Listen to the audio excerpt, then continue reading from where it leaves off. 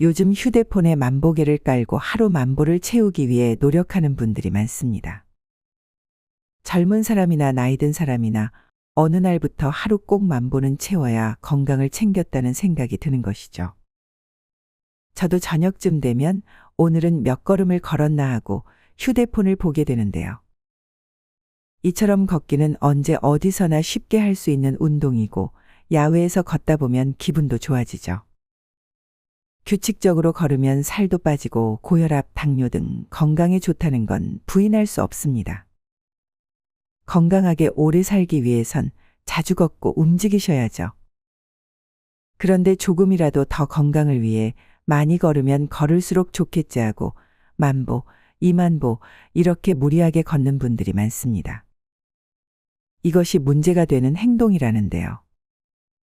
최근 하버드 대학의 연구 결과를 보면 하루에 4,500보만 걸어도 조기 사망 위험을 40% 줄일 수 있다고 합니다. 이 연구는 하버드 대학의 연구팀이 70대 여성 16,000명을 대상으로 진행한 것으로 만보에 집착하지 않고도 건강을 유지할 수 있음을 시사합니다.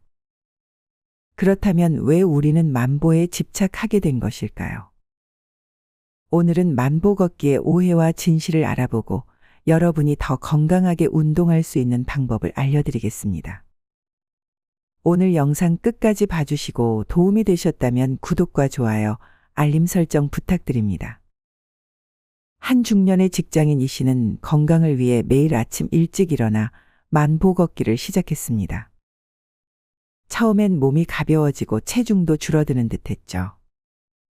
하지만 몇 달 후 무릎과 발목에 통증이 생기기 시작하더니 발바닥까지 아파져 결국 정형외과를 찾게 되었습니다. 의사는 관절염과 지간신경종 진단을 내렸죠. 그리고 만보 걷기를 그만두라는 조언을 했습니다. 걷기 운동은 굉장히 좋은 운동이지만 똑같은 근육과 관절을 오랜 시간 계속 쓰게 되면 무리가 올 수밖에 없습니다. 걷는 것도 과하면 발에 무리가 되어 질병을 일으키는 것이죠. 건강을 위해서 무리하게 만보 이상 걷기를 실천하다가 이런 경험을 하신 분은 가까운 곳에서 심심찮게 만날 수 있습니다. 매주 등산도 빠지지 않고 만보 숙제를 하던 친구들이 무릎 연골이 다 닳아버려 갑자기 무릎 수술을 하게 되었다는 분. 너무 많이 걷다가 족저근 막염이 생겨서 고생하신다는 분. 하루도 안 빠지고 2시간씩 걸었는데 무릎이 붓고 물이 찼다는 분. 사연도 다양합니다. 그런데 우리는 언제부터 왜 만보 걷기에 집착하게 되었을까요? 만보 걷기는 1960년대 일본에서 한 회사의 마케팅 일환으로 나왔다고 합니다. 당시 일본에서 최초로 개발된 만보계가 하루 만보를 걸으면 건강해진다는 슬로건과 함께 인기를 끌면서 하루 만보라는 목표가 일반화되었다고 합니다. 하지만 전문가들의 의견에 따르면 걷기 운동이 건강 유지와 장수를 위해 좋은 것은 사실이지만 꼭 만보를 걸어야 한다는 과학적 근거는 없다는 것이죠. 오히려 최근 연구에 따르면 하루 6,000보, 8,000보 정도의 걷기만으로도 충분한 효과를 얻을 수 있다고 합니다. 그 이상을 걸어도 건강상 더 크게 이득이 되지 않는다는 사실이죠. 물론 만보 걷기를 해서 몸이 좋아졌다는 분들도 많이 계시죠.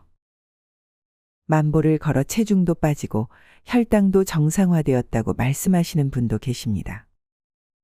그런 분들은 하루 만보를 유지할 수 있는 컨디션과 체력이 뒷받침이 되어 가능한 것이죠. 그런 분들은 계속 만보 걷기를 하셔도 무리되지 않는 것입니다. 하지만 억지로 만보에 집착해서 꼭 만보 이상을 채우려고 노력할 필요는 없다는 말씀을 드립니다. 과유불급이라는 말이 있듯이 지나치게 많이 걷는 것은 오히려 해가 될 수 있음을 알아야 한다는 것입니다. 나이 들어가면서 지나친 운동은 관절과 근육에 무리를 주고 특히 노년층이나 이미 관절 문제를 가진 분들에게는 더욱 치명적일 수 있기 때문에 그런 것이죠. 전문가들은 만보에 집착하기보다는 개인의 체력과 건강 상태에 맞춰 적절한 걸음 수를 설정하는 것이 중요하다고 충고합니다. 일반적으로 6,000보에서 8,000보 정도를 목표로 할 것을 권장합니다.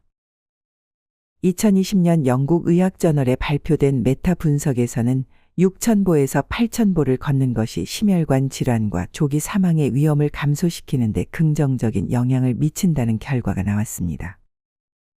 그리고 세계보건기구에서는 일반적으로 하루 30분씩 5일 이상 걷는 것을 권장합니다.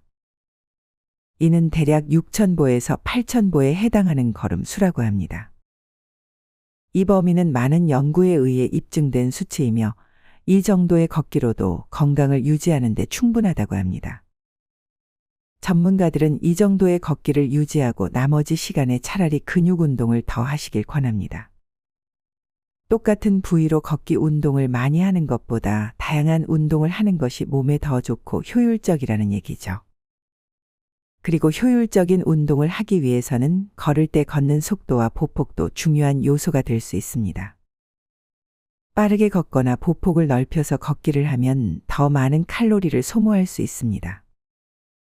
예를 들어 시속 5에서 6km로 빠르게 걷는 것은 느린 걸음보다 심박수를 높이고 체지방 감소에 더 효과적인 것이죠. 걸을 때 가끔은 빠르게 걷는 구간을 추가해 보세요. 즉 빠르게 걷는 것과 느리게 걷는 것을 교대로 하는 인터벌 걷기는 유산소 효과를 더욱 극대화할 수 있는 방법입니다.